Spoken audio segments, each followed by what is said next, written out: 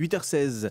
Et c'est le médecin urgentiste Patrick Pelloux qui est l'invité de France Bleu Paris Matin, Noé da Silva. Bonjour Patrick Pelloux. Bonjour, bonjour. Merci d'être avec nous après une nuit de garde, si j'ai bien compris. Oui, comme beaucoup de mes collègues. Exactement. Voilà, parce que les hôpitaux tournent nuit et jour. Donc voilà. On va dire un mot évidemment des services d'urgence dans les hôpitaux, mais ce matin, vous nous parlez d'une pétition pour la dignité des personnes âgées et le respect des soignants. J'ai regardé ce matin, plus de 630 000 signatures. Et maintenant, on fait quoi avec une telle pétition ? Alors, qu'est-ce qu'on a fait avec cette pétition qui est faite pour souligner l'importance d'une prise en charge de qualité dans les EHPAD, c'est-à-dire les établissements qui accueillent les personnes âgées dépendantes, qu'ils soient d'ailleurs publics comme privés. Ça a eu un succès assez intéressant puisque c'est le Conseil économique et social et environnemental qui s'est emparé de cette pétition, qui s'est autosaisi. Et nous avons fait une déposition devant le Conseil il y a 3 semaines. Et ils ont décidé d'en faire un vœu et de prendre cette problématique, qui est importante, parce que... Alors c'est intimement lié. Pourquoi nous, on s'est d'un coup, en étant urgentiste, intéressé à ça ? Parce que les plus de 75 ans qui viennent dans les services d'urgence, dans 75% des cas, on les hospitalise. Donc on a besoin d'avoir un aval. D'autre part, on a besoin d'avoir une médicalisation des établissements pour personnes âgées, de manière à ce qu'ils soient bien traités et que justement, ils n'aient pas comme seul recours et d'accès aux soins d'aller dans les services des urgences. Ils traînaient souvent dans les brancards, dans des couloirs.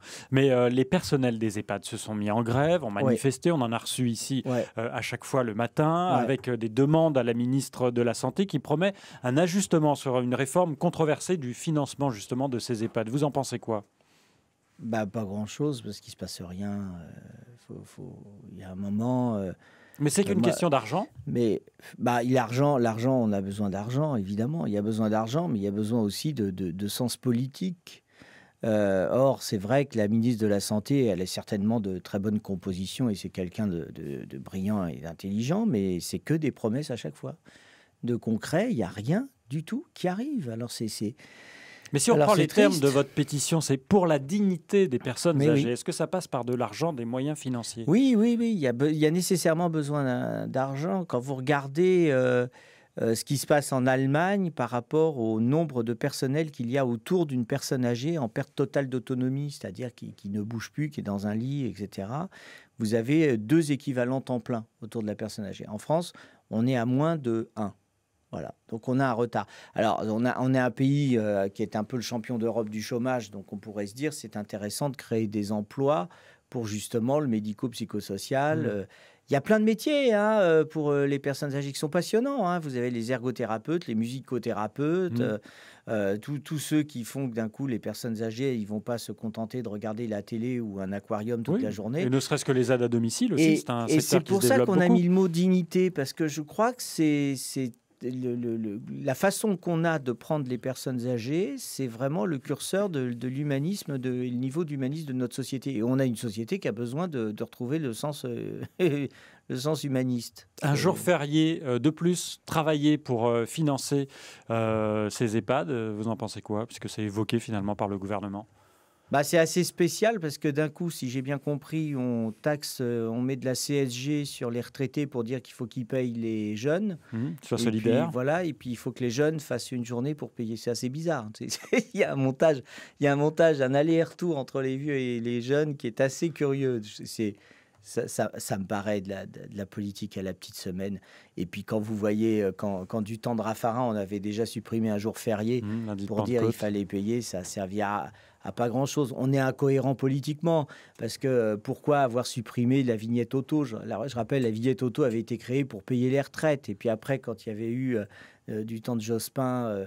un bonus dans les caisses de l'État, la première chose qu'on a supprimée, c'était la vignette auto. Enfin, il y a des trucs, C'est assez comique de regarder les politiques, en fait, parce que Oui, c'est incohérent. Oui.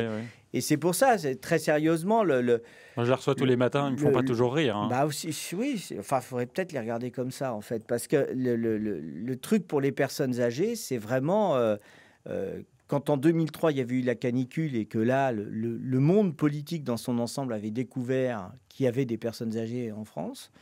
on pensait que seul, on pensait que ça aurait amélioré les choses. Or, ça a changé quand même. Les services d'urgence ont changé après 2003. Non, ce qui a changé surtout dans les services d'urgence, c'est qu'ils ont mis des chargés de communication pour empêcher les journalistes de venir faire leur travail. Ça a été surtout ça, la grande évolution. Et on en est où aujourd'hui des services d'urgence ? C'est difficile. C'est difficile. Parce qu'avant, on parlait d'une saturation l'été, canicule, l'hiver, la grippe. Là, c'est en permanence. Là, c'est en permanence. Et quand on dit que c'est la faute de la médecine de ville qui n'est pas présente et qui ne répond pas, présente en tout cas, et qu'on se dirige tous vers les services d'urgence quand on a un bobo... la médecine de ville est sursaturée, en fait. Aussi. Et puis, la vision à la papa du XXe siècle de dire il y a un médecin traitant, un médecin de famille, etc., ça n'existe plus. Elle est en pleine mutation sociologique. Ça va prendre combien de temps pour que tout revienne à la normale ? J'en sais rien. Je ne suis pas devin. Je n'ai jamais pu lire dans une boule de cristal. Donc, j'en sais rien. La seule chose, c'est qu'il faut du sens politique. Alors, c'est sûr que là, dans le dernier projet de loi de financement de la sécurité sociale, ils doivent se créer des centres de consultation non programmés. Donc, il faut voir comment ça va être fait, ou ce qu'on appelait avant les anciens centres de santé. En fait, on a toujours les mêmes outils, on les modernise un petit peu. Donc, c'est ça qu'il faut voir comment on fait. Mais les services d'urgence sont sursaturés, ça c'est sûr. Dernière question, Patrick Pelloux. On vous a vu sur les campements de migrants dans le nord de la capitale avec Anne Hidalgo, la maire de Paris. Aujourd'hui, il faut faire quoi ? Le centre de la Chapelle a été fermé. On parle de maintenant une répartition sur l'ensemble de l'Île-de-France, mais malgré tout, très concrètement, il y a au moins 2000 tentes dans le nord de Paris, porte de la Villette. On fait quoi ? Alors, on fait quoi ? Très rapidement, je crois d'abord, il ne faut pas se voiler la face. Ces camps de migrants, ce n'est pas un camping romantique. Il y a de la violence, c'est compliqué. C'est des gens qu'il faut insérer dans notre civilisation, c'est compliqué. Vous en avez qui sont radicalisés ou qui ne comprennent pas la façon qu'a la France de fonctionner avec tous les droits humains, le droit des femmes, la laïcité. Donc, je crois que là, il faut pénétrer ces camps pour justement leur dire qu'ils sont les bienvenus, mais ils doivent se faire à ce que nous sommes, premièrement. Deuxièmement, ça ne sert pas à grand-chose, c'est ce qu'on a vu en allant sur le terrain, de disperser ces campements, parce que en fait, c'est un peu comme une fourmilière, ils vont aller ailleurs, ils vont partir ailleurs, et ça va reporter le problème. Donc, il faut structurer, il faut qu'on soit un pays d'accueil, il faut qu'on structure à la fois pour bien les accueillir dignement, et puis justement un accès à la santé, parce qu'il y en a beaucoup qui arrivent avec la tuberculose, parce qu'ils arrivent sur des pays qui sont quand même bien avec des épidémies importantes, et puis leur montrer qu'on n'est pas un pays qui peut respecter des lois moyenâgeuses. Merci Patrick Pelloux d'être venu ce matin. Je vous laisse aller vous coucher. Médecin urgentiste à retrouver en vidéo sur francebleu.fr. Très bonne journée à vous. La pétition pour les EHPAD, dignité des personnes âgées, le respect des soignants, c'est sur change.org. Bonne journée. Merci.